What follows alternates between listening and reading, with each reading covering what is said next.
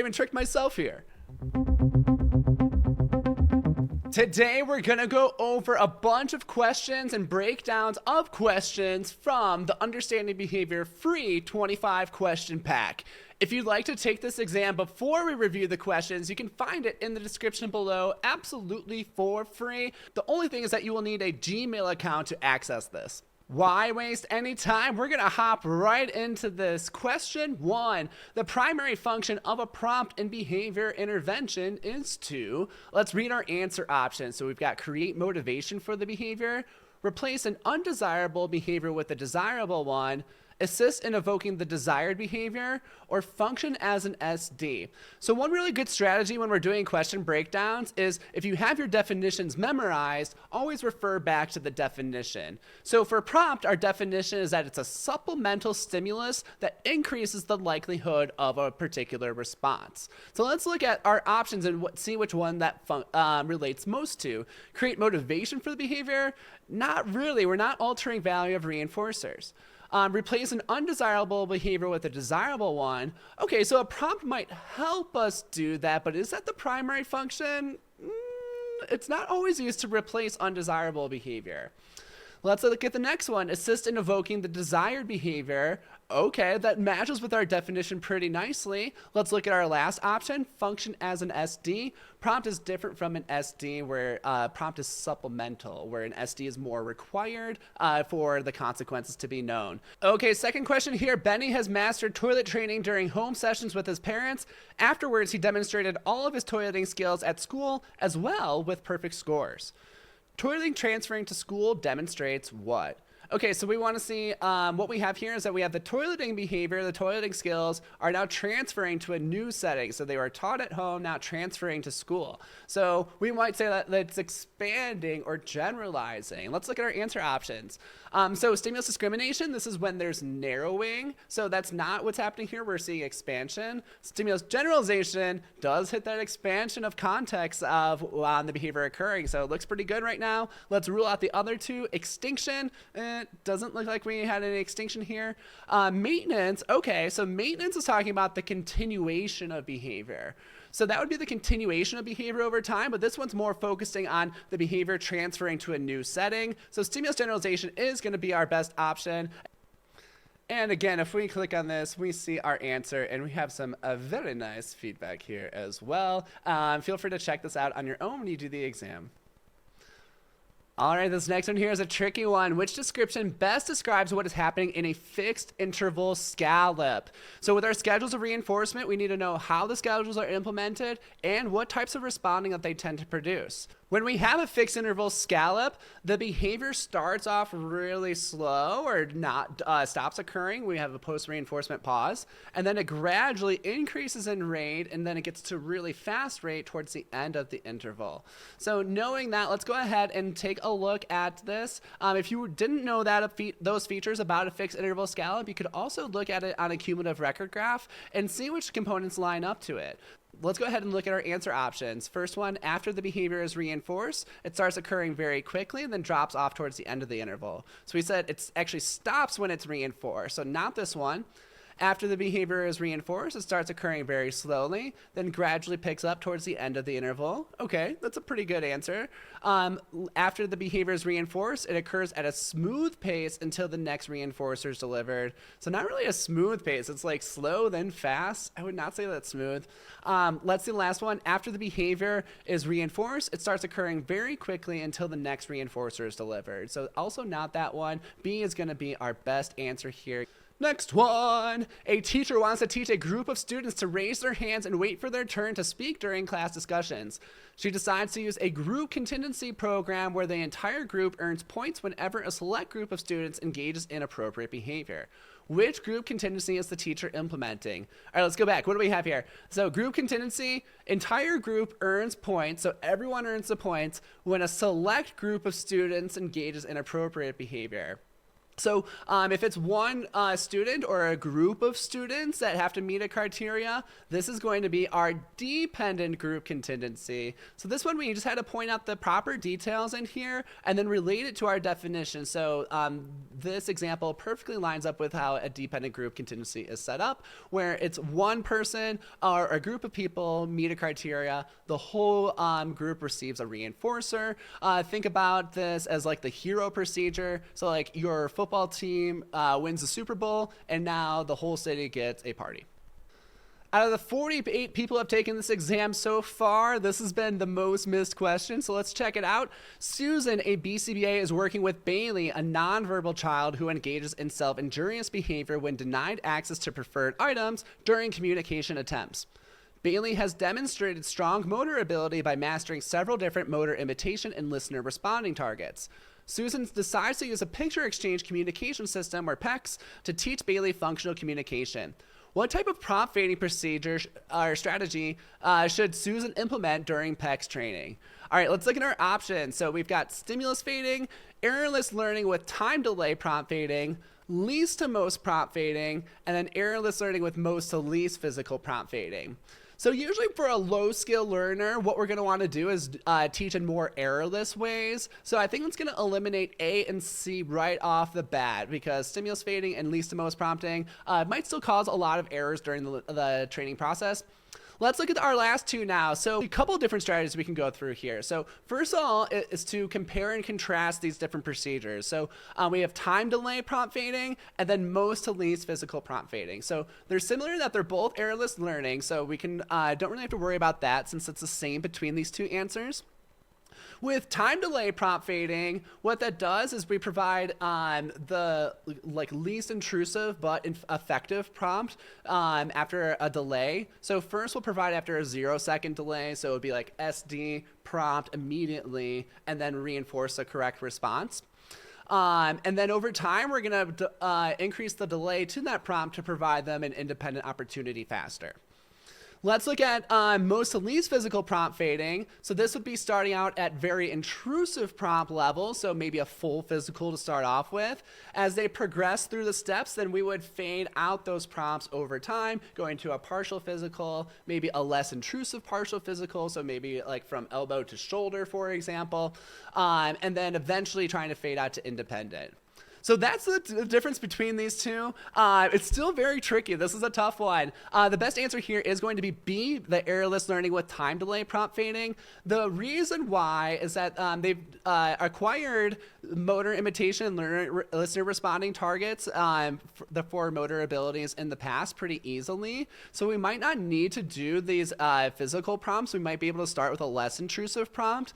And also the time delay procedure provides some independent opportunities faster and usually lets us fade out our prompts even faster than we would with a most to least procedure. So this one is going to be our best answer. Super tricky one. Not many people got this right on the exam. Next one, a behavior analyst is working with a child who throws tantrums when denied access to preferred toys, and the function has been confirmed to be accessed via an FA. During an observation with parents, the analyst noted that they implemented a schedule where, on average, every fifth instance of the tantrum results in access to the toy. What would we expect the tantruming behavior to look like given this schedule of reinforcement question? So again, schedules of reinforcement, we have to know how the schedules are implemented and what types of responding that they produce. So let's look at the schedule here. We have the analysts know that they implemented a schedule where, on average, every fifth instance of the tantrum results in access. Okay, so it's based off of number of responses. Every fifth instance, that's going to make it a ratio schedule. And then it's on average every fifth instance. That's going to make it a variable schedule. So not a fixed schedule. We've got variable ratio here. Now we need to think about, okay, what kind of responding does a variable ratio schedule produce? This produces responding at a high rate with very few pauses, no post-reinforcement pause. So let's find our answer that lines up best with that. That's going to be B here, high rates of the behavior with few interruptions. Tricky one. Now, if you are struggling with schedules of reinforcement, either basic or compound schedules, the Tough Stuff mini course is definitely worth checking out. The next live course is going to be on Saturday, March 30th. I am working to get these into a digital course as a module, so maybe if you're watching this later after it was published, that might be up already, but definitely check out the live course. It's an amazing course. You'll love it. We'll go over schedules, experimental design, and stimulus equivalence training. Our next one, Alex, is a 4-year-old child who engages in aggressive behaviors towards his peers when they refuse to share toys. The behavior analyst decides to teach Alex to request for a turn with the toys using a peer-mediated intervention. What is the main advantage of using peer-mediated interventions in this scenario? So again, always focusing on what is the question actually asking. Advantage of using peer-mediated interventions. All right, let's see our options. So we have decrease the need for reinforcement. Maybe. Increase peer attention towards the behavior analyst. Is that going to do that? I don't really think so. Like, and who cares if like the peer pays more attention to the behavior analyst? So not that one. Encourages more teacher involvement. Not really. It's just getting the peers in there. So not really related. Lastly, enhances generalization of social skills. All right. So let's go through the both of these. So decreases the need for reinforcement. So when you think about that, like, wait. Maybe not. Like, all behavior needs reinforcement. We're just kind of shifting like where the reinforcement's coming from. So instead of from the teachers, it's coming from the peers now. So it doesn't decrease the need for reinforcement. So that makes D a way better answer. Enhances generalization of social skills. Totally checks out. We have peer-mediated reinforcement. It's going to enhance generalization to that setting. Okay, we've got another definition-based one. Which of the following best describes reliability in measurement procedures? So reliable data is predictable or stable data. So let's look at which one best aligns with that. We have A, the extent to which a measurement procedure accurately reflects the intended concept. Not quite. That's more like validity. B, the consistency or stability of measurement results over time and across different observers. Okay, so yeah, consistent data results, measurement results. I like where we're going there. Let's see the next one. The degree to which a measurement procedure yields similar results for different conditions. Okay, this one's actually decent, but it threw me off with different conditions. Usually we're looking at the same condition with reliability. And then lastly, the ability of a measurement procedure to capture all aspects of the target behavior.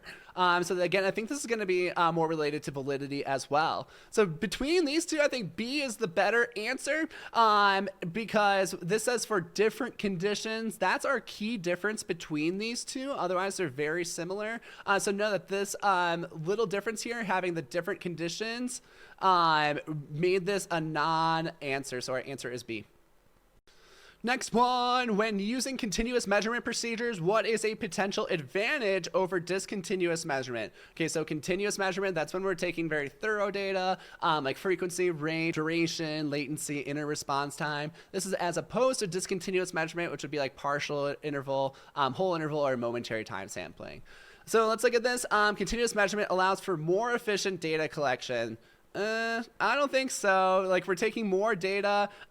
Usually discontinuous eases our job, so this is not an advantage. Check the next one. Continuous measurement provides a more detailed analysis of behavior patterns. Okay, maybe, because it's getting more accurate, a more precise data. This might give us that. So feeling decently about this one. Let's check the next one. Continuous measurement reduces the risk of observer drift.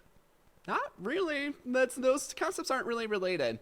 And then lastly, continuous measurement is less susceptible to reactivity. So again, I don't think that's relevant to reactivity at all. Like, it could happen just as easily with continuous or discontinuous measurement. So we're going to go with B here. Another definition-based question. We won't spend too much time here. Which measurement procedure is most appropriate for recording the time it takes from onset of a stimulus or cue to the initiation of a response? Sometimes the exam will just throw you these easy balls. If you know this definition, latency, pretty clearly the answer here. Next up, in a behavior change program, data are collected during the baseline phase to, okay, so open answers here. Let's check it out. Determine the effectiveness of the intervention. Okay, is that why we take baseline phase? Maybe. We have to compare it to it. Establish a stable and predictable level of behavior. Okay, that sounds way better. I'm liking where this is going. Next one, identify potential reinforcers for the target behavior. Not super related. We want to do that like pre-baseline, do a preference assessment. And then lastly, determine the terminal performance criterion for the intervention. Definitely not there, not for baseline. We might set like an initial criteria, but not the terminal. So B looks really good. Establish a stable and predictable level of behavior. Okay, next one. Trisha is using a partial interval recording to measure a child's on-task behavior during a 1-hour classroom observation. The observation period is divided into 10-minute intervals. What is a potential limitation of using the measurement procedure? Okay, so let's think about this a little bit. Partial interval recording. So that means if the behavior occurs for a little bit, we'll mark the whole interval as an occurrence. And it's a 1-hour classroom. We've got 10-minute intervals. All right. Any red flags coming up? Let's check our answer options and see where they are. So it may overestimate the actual duration of on-task behavior. Yeah, you think? So if we have a 10-minute interval, that means the behavior could occur for just like 2 seconds. We mark that entire interval as an occurrence. So yeah, that looks pretty solid right from the start. Let's just rule out our other options to confirm. So B, it requires the observer to continuously record behavior throughout the observation period. So no, actually, partial interval saves some time. Like once they engage in the behavior in the interval, then we can stop paying attention to it until the next interval. Next up, it is not suitable for recording high-frequency behaviors. Actually, it's very suitable for that, so not true. And lastly, it is challenging to graph and interpret the data. Also not true. We just have to do this as % of occurrence, and then our data are pretty easy to compare. So A, definitely stuck out there pretty hard. Next one, applied behavior analysis, ABA, is best described as: this is one of those questions or terms that we use it way differently in real life than we do on the exam. So let's look at these definitions. First off, a practice that uses well-researched tactics to change socially valid behavior. You're like, wait, that's probably ABA. But in the exam context, this is actually better described as practice informed by behavior analysis. The reason why it says well-researched tactics, so applied behavior analysis is actually more like B, an experimental form of research on behavioral techniques that reliably change socially valid behavior. So in this context for the exam, ABA refers to doing research to discover new techniques that are to target socially valid behavior. Let's look at the other ones. C, an experimental form of research that is used to further advance the knowledge base of the principles of behavior. This is more like an experimental analysis of behavior, or EAB. And then lastly, D, a counseling technique that emphasizes always using unconditional positive reinforcement. So this would be like a positive psychology approach, and obviously way different from ABA. If you're enjoying the mock exam so far, note that this one is even better. It's a full 175 question. I like to call it the BCBA teaching mock exam because it's a very difficult mock exam, but it has very thorough feedback that's going to teach you new things along the way after you take the exam and process it.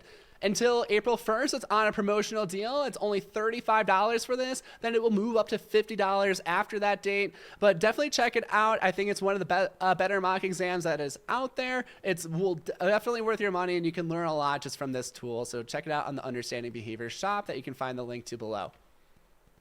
Next up, BCBA Jackie is conducting a functional behavior assessment, FBA, to determine the function of a child's tantrum behavior. What data collection methods are most appropriate for the direct assessment? All right, so this one's asking particularly about the direct assessment. That's when we're observing the behavior directly, but not necessarily manipulating anything. So if we're only doing interviews or if we're manipulating things, then we have to rule that answer option out. Let's look at these. A, direct observation, it's out. It's got an indirect assessment there. Then obviously, yeah, these are indirect, experimental manipulation, nothing to do with direct assessment here. B, also 3 different types of indirect assessment.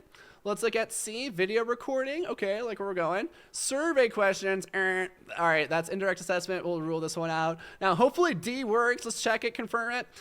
Frequency recording. Okay, cool. We're observing. Duration recording, also observing. Partial interval recording, also observing, measuring behavior. Looks good.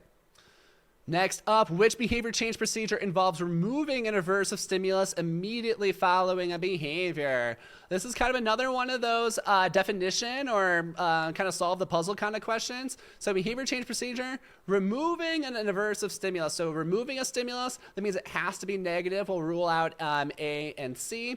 Now it says an aversive stimulus. So if we remove an aversive stimulus, is that a beneficial or is that a detracting event for the organism? So if it's beneficial, it's likely to be reinforcement. If it's hurtful to the organism, likely to be punishment. So if we take away bad things, we like that, or it's going to be reinforcement. We like when bad things go away. We're going to do behaviors that result in bad things going away more frequently. Negative reinforcement is our answer.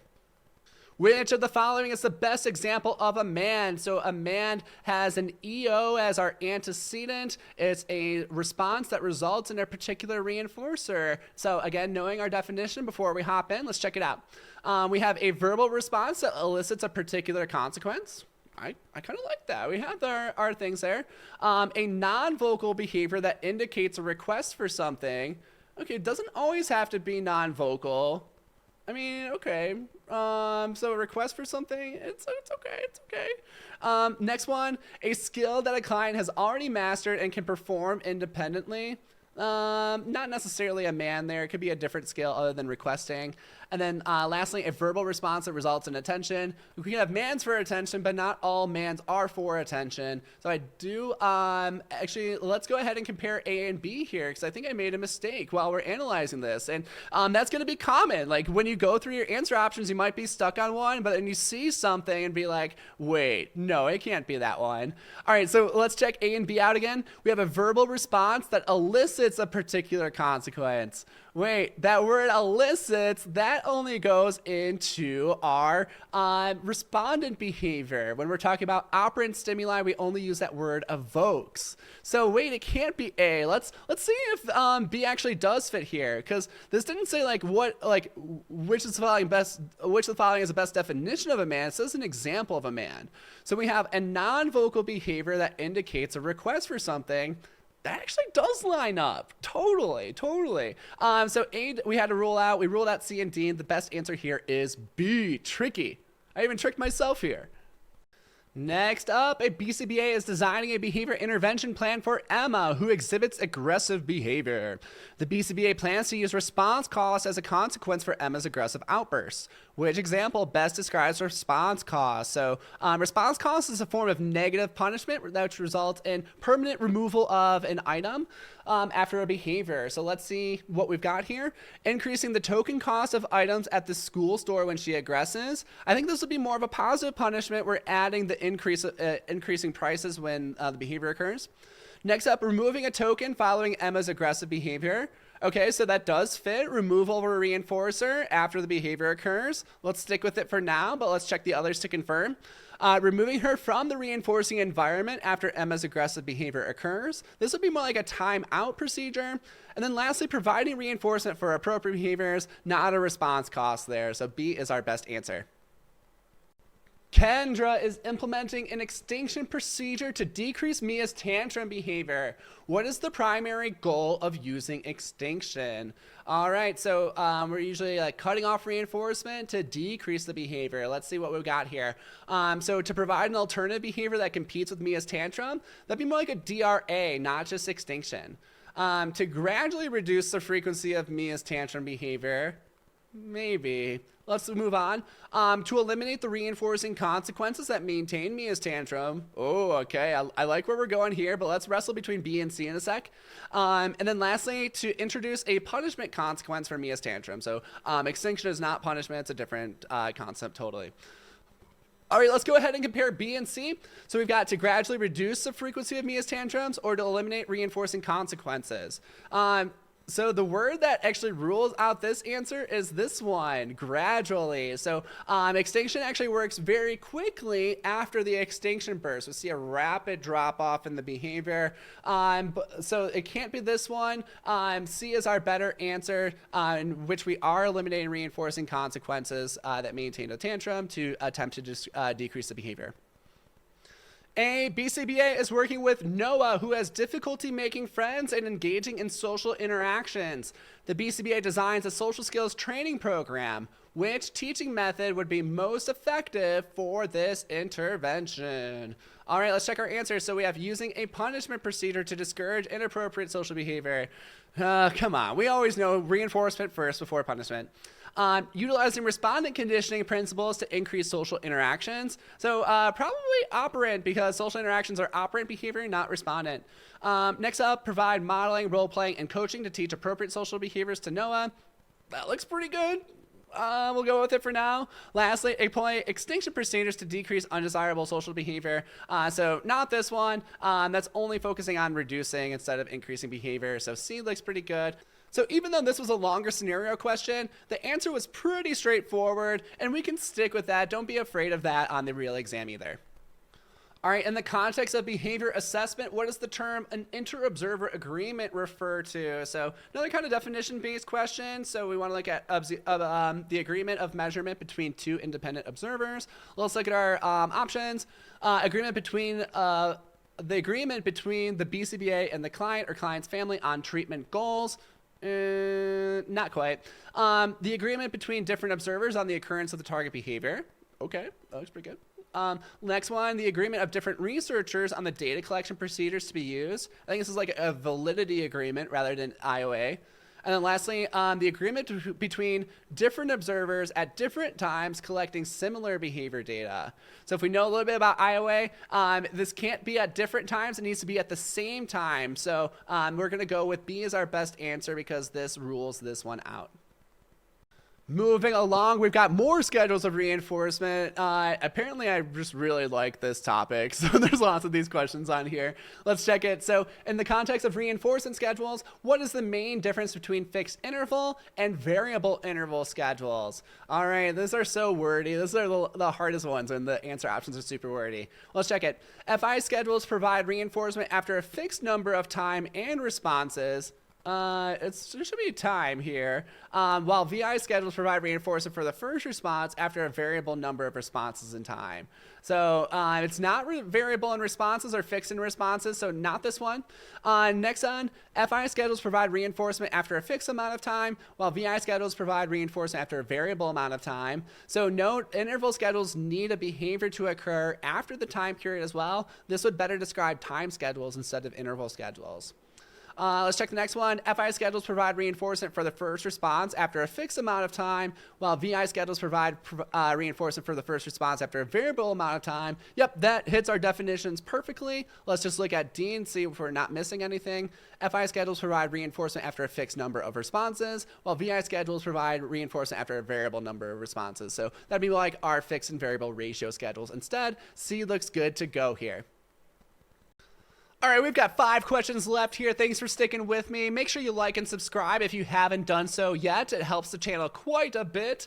Let's look at this one. We've got a BCBA is conducting a functional analysis for Liam's screaming behavior.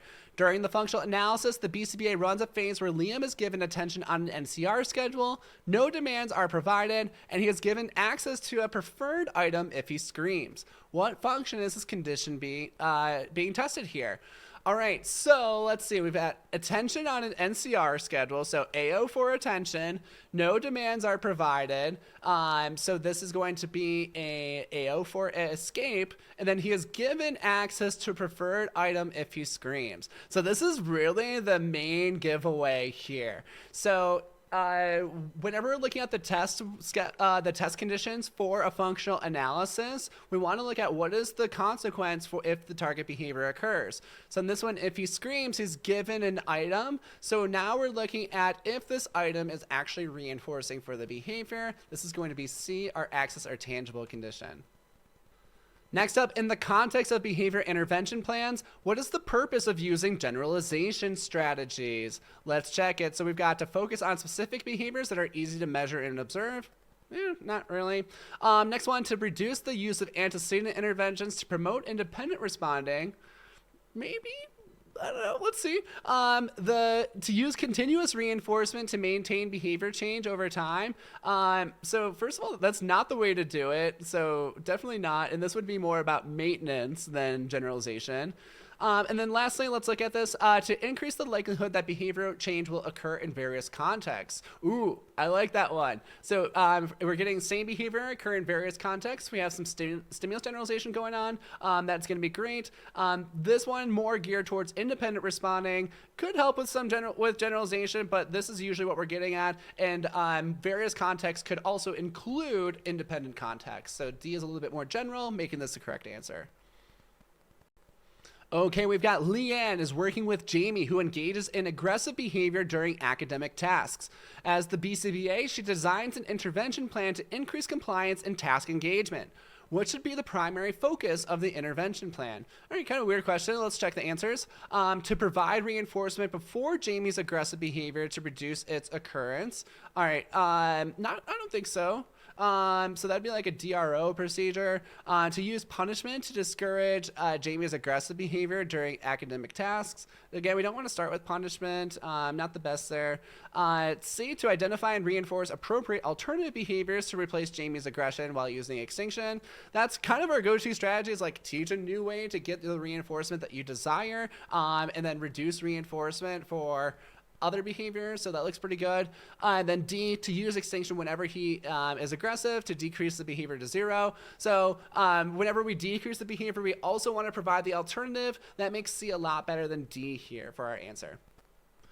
Next one, a BCBA is conducting a preference assessment to identify potential reinforcers for Sarah's communication intervention. What is the primary purpose of conducting a preference assessment for Sarah's? Okay, so why do we run preference assessments? It's essentially what the question is asking. Another great strategy, just like rephrase what the question is asking if it doesn't make that much sense to you. All right, so we've got to identify the underlying causes of Sarah's problem behavior. Nope, that's more like an FBA. To determine the specific conditions under which Sarah's behavior occurs. Again, more like an FBA. Next one, to assess which items will most likely be successful to use as reinforcers in intervention. Yep, looks pretty good. And then lastly, to evaluate Sarah's readiness to learn new skills with new items. So that's more like a skills assessment. So C is our best answer here for our preference assessment. All right, last question. When using the partial interval recording measurement procedure, how is the behavior recorded if it only occurs for a brief time during the interval? All right, so we talked a little bit about this earlier. Again, this is one of those kind of just know the concept. The behavior occurs for a little bit. We're going to mark it as an occurrence for that interval. So the whole interval counts as, yep, behavior did occur. If it's we wouldn't do a non-occurrence. That'd be if we were doing if it's just a little bit of behavior occurred in like a whole interval recording. Next one is the total duration of the behavior. So we only mark plus or minus, occurred or not occurred. We're not concerned with the number. Same with D. So not as one occurrence during the interval. We just say, yep, it did occur during the interval plus. So A is our best answer. All right, well, I hope you enjoyed that review. That was super fun. Thanks for tagging along with me. Again, definitely check out the BCBA teaching mock exam on the Understanding Behavior store if you would like to get some more questions. I think the ones on the real exam, the full exam here, are even tougher and more interesting than the ones that we just went over. But hopefully you enjoyed that set as well. Thank you so much for watching all the way to the end of the video. Make sure you share Understanding Behavior with your friends and colleagues so we spread the word and get some good quality materials out there at free or reasonable prices. Thank you so much for your support, and I hope to see you around the community.